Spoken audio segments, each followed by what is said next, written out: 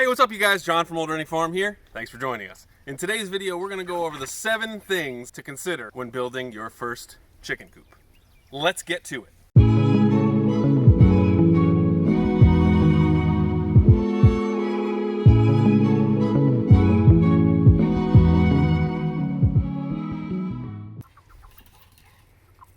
The butt, please. Number 1, just like our dog, size matters. So when it comes to your first chicken coop, you want to think of how many chickens you're going to have. In general, the number of chickens that you're going to have is n plus 5, where n is the number of chickens that you want to have, because as is inevitable when owning chickens, you're going to want more. Ask me how I know. How do you know, John? Because my wife just goes crazy and buys all these chickens. No, I'm just kidding. So the difference between having 5 chickens and having 10 chickens is not that much different. Even though it's double the amount of chickens, it's not that much more food, not that much more waste. So you end up thinking like, oh, we'll get 5 more, we'll get 5 more, and then we'll get 5 more, and then someone posted on Facebook that, you know, they have this beautiful rooster, and then sooner or later you end up having your own rooster, and you're incubating your own eggs, and you're hatching your own chicks, and then you're trying to sell those chicks, but then, they're too cute, so you keep them, and then you end up with 50 chickens. That's how I know. So anyway, long-winded explanation to say, there's a lot of different thoughts on how big your coop should be for the number of chickens you have. So when we first started owning chickens, the consensus online was 3 square foot per chicken for indoor space. So if you have 10 chickens, you want 30 square feet in coop. Now, I've been seeing a lot more now. People say 4, people even say 5. And obviously the more room you have, the better. The reason being, the smaller the coop, the more stressed the birds will be, the less likely they'll lay more often, and they'll start pecking on each other and being mean. So the bigger the space, the better. That's why always n plus 5. So if you think you want 5 chickens and you think you only need, 15 square feet, plan on getting more chickens, get a bigger coop.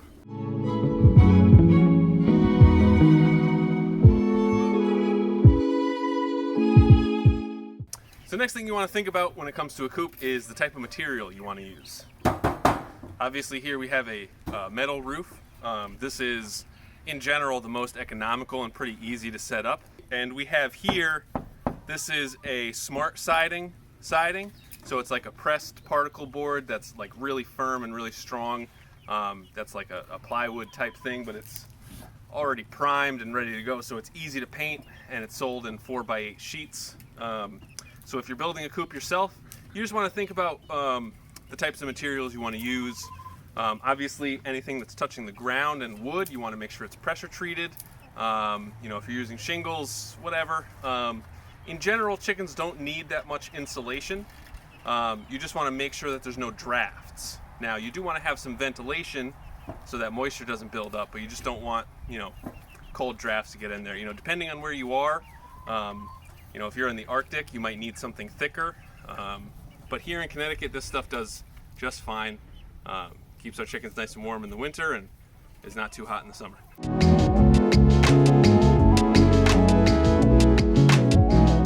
All right, so next thing you want to think about is predator proofing. Here in Connecticut, someone's very excited about their egg. Here in Connecticut, we have wolves, we have coyotes, we have foxes, we have raccoons, we have chickens making a lot of noise. Look, Norman came over to see what we were talking about. Hey, Norman. This is our rooster, Norman. He is a handsome devil. He's going to check on his ladies. What a guy. So anyway, here in Connecticut, we have foxes, we have coyotes, we have raccoons, we have, what's that other thing called? A fisher cat? Yeah. Possums, all kinds of stuff. Hawks. There was one time we found a skunk in the nesting box. So what we have here is River, our barn cat. But so we have chicken wire going all the way down to the ground, and then we have 2x4 welded wire that goes 2 feet up and also 2 feet out, so that things can't dig under it. Because if there's something that's going to dig a hole, they generally only dig, under a fence or something like that. So if it's 2 feet out this way, they're not going to dig down and then 2 feet horizontally to come back up. So that does a good job of protecting our chickens from predators. You know, some people use electric fences.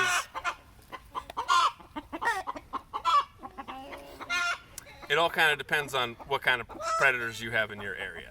So we also have our runs fully enclosed because we have hawks and all kinds of birds of prey around here. You know, we've lost, you know, 1 or 2 chickens that way, so we'd rather keep it so that they're safe. We do let them out now when we're around, but for the most part they're in here and protected.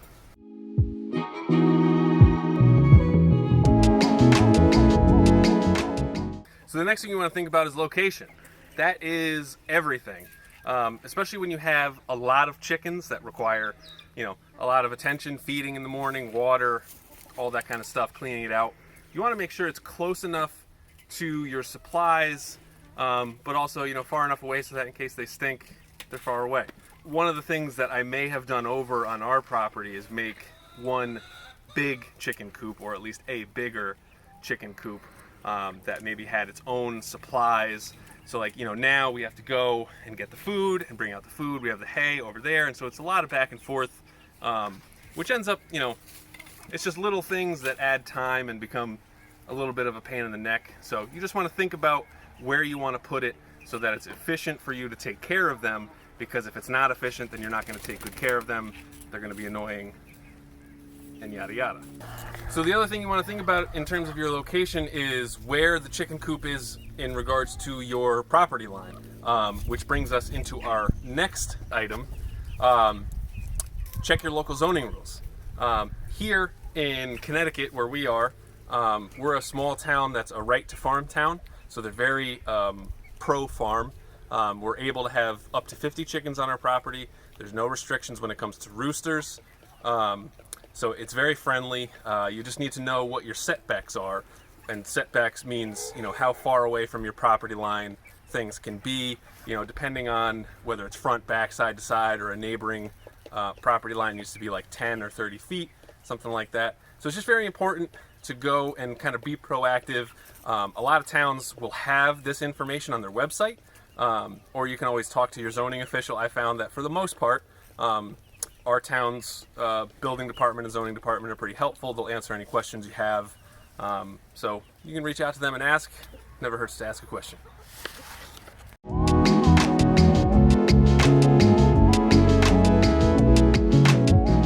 So the next thing you want to consider is to DIY or not to DIY. Our first coop was an Amish built coop we got from Pennsylvania that was really nicely built. It was sturdy, strong, and did a very good job. But it was expensive. And generally, when it comes to chicken coops, you get what you pay for. So yeah, you can go to like Tractor Supply or Agway and spend $200 on a pretty big chicken coop. We tried that once, and the next night something got in there, and none of the chickens made it out. So I would not recommend going cheap. I would recommend getting whatever you think you can afford that's going to make sense, because in the end, these are chickens. They're the ultimate prey animal.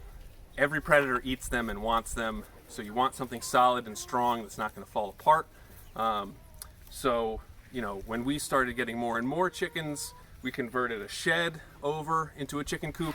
And then we also built this one. And in general, building it yourself can be less expensive. So there's definitely ways that you can do it cheaper.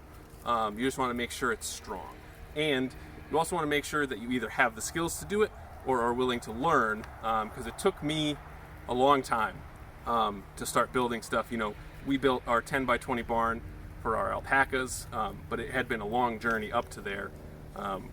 You know, there was a time I built 3 small coops to try to sell at a market. First one took me like a month and a half to build, then the next one took me like a month, and then the next one took 2 weeks or so. So it's one of those things. If you want to learn how to do it yourself, that's great, and I totally encourage you to do that. Just understand it's going to be a lot more difficult than you think it is.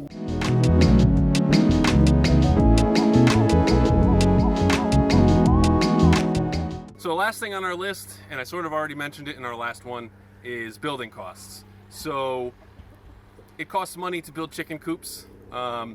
You can definitely do it in a less expensive way. I've seen a lot of people take like playscapes where they'll have like a swing set and a little like rock wall, cargo net, rock wall slide. with a little playhouse thing attached. I've seen a lot of people convert those into chicken coops, and that's great. You can find those for free on Craigslist all the time.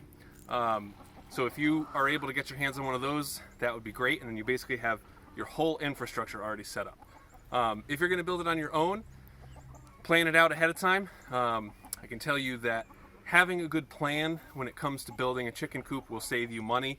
You know, you buy less materials, and then you think about it, you can use materials in a very efficient way. For example, if I was to build our alpaca barn over again, I wouldn't have made it 10 feet by 20 foot. I would have made it 12 by 16 because for the most part, wood comes in 8, 12, and 16 foot measurements. That way I wouldn't have to have like two 10-foot sections pieced together for the 20-foot side.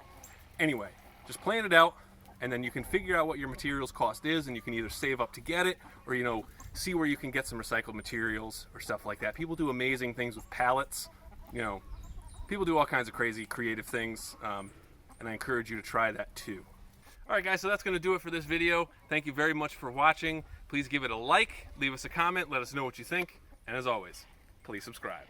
Thanks for stopping by.